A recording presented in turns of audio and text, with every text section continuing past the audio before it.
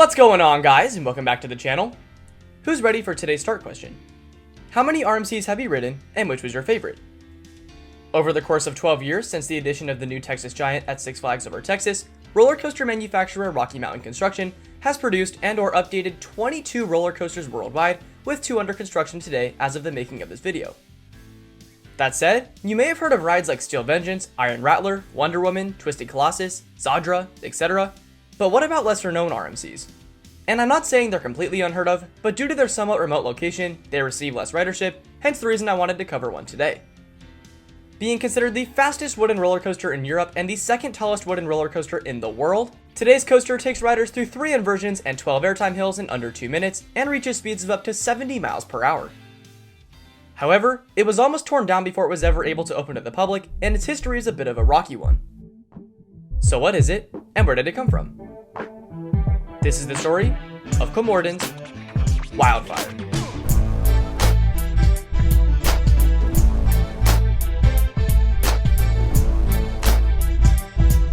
Revealed in a press conference in April of 2014, Wildfire, announced on Kolmården's official website, was a new for 2016 coaster to be built by Rocky Mountain Construction that was set to be the tallest and fastest wooden roller coaster in all of Europe. Designed by roller coaster designer Alan Schilke, this would also be RMC's first coaster in Europe as well, with manufacturer Vekoma supplying the ride's power and control systems.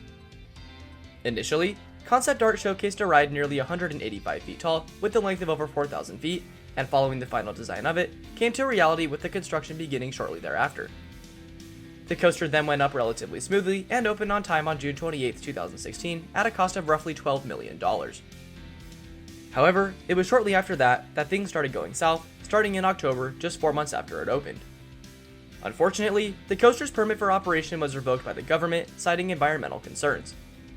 As a result, speculation arose that the ride might in fact be demolished, and it sat standing but not operating for 3 months. During this time, minor changes and upkeep continued to be made to the coaster. However, again, it remained closed, and the possibility of demolition remained a real one. Luckily for Kolmården, in a quick turn of events on January 28, 2017, it was reported that Wildfire would be allowed to remain open, but with a catch. The coaster was still subject for termination, but was allowed to operate while a license was being negotiated. Then the county council officially approved the roller coaster's zoning in March of 2017, and Wildfire reopened in June for good. So, now that the history is out of the way, let's talk about the ride itself. After being checked and dispatched, the train will make a sharp right turn into a 187-foot chain lift before cresting the top and entering a right-hand bank turn. This is followed by a small hill into the first drop, where riders will descend 160 feet, reaching an 83-degree angle and a top speed of 71 miles per hour. Banking up into its first element, an inverted 0G stall, the train then twists through 2 airtime hills and 2 high bank turns before reaching its next inversion, a heartline roll. Following that, the track descends to ground level before a second heartline roll and passing through 16 more airtime hills. The ride then concludes with a right to left ski slalom section before hitting the brakes and returning to the station, ending the 2-minute ride experience.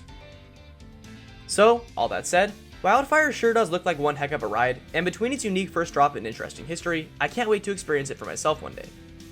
I even have a few friends who've ridden it, and they all say it's awesome, so there's that. Anyways though, thank you all so much for tuning in, I really appreciate that, and as always, don't forget to like and subscribe if you can. That really is the best way to help us out if you want to, so we'd really be appreciative of that. Stay tuned for another video coming in a couple days, and again, we all appreciate you so much, so we'll see you all there. See ya!